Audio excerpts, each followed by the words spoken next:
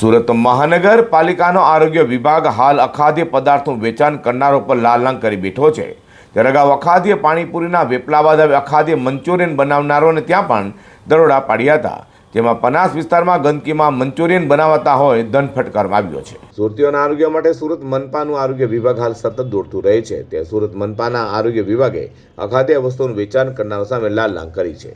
અગાઉ આરોગ્ય વિભાગ દ્વારા પાણીપુરી વેચનારોને ત્યાં દરોડા પાડી અખાદ્ય વસ્તુઓ ઝડપી પાડી નાશ કરાયો હતો। ત્યારે હવે આરોગ્ય વિભાગ દ્વારા અખાદ્ય મંચુરિયનના પદાર્થનો જથ્થો ઝડપી પાડ્યો છે। સુરત મહાનગરપાલિકાના આરોગ્ય વિભાગે પનાસ વિસ્તારમાં મંચુરિયન બનાવતી સંસ્થા પર દરોડા પાડી અખાદ્ય મંચુરિયનનો જથ્થો કબજે કરી ગંદકી લઈને દંડ ફટકાર્યો હતો। Food safety officer DL Patel હાલ અઠવા ઝોનમાં પનાસ ગામ ખાતે આવેલ મંચુરિયનના જે વડા બનાવતા હોય તેવી સંસ્થાની આપણે મુલાકાત લીધી છે। આ મુલાકાત દરમિયાન ફૂડ સેફ્ટી એક્ટ 2006ના નિયમ મુજબ જે હાઇજેનિક કન્ડિશન હોવી જોઈએ તે ન હોવાને કારણે અનહાઇજેનિક કન્ડિશન માટે એને નોટિસ આપવામાં આવી છે, તેમજ સેનેટરી ડિપાર્ટમેન્ટ દ્વારા એને દંડનીય કાર્યવાહી કરવામાં આવેલ છે।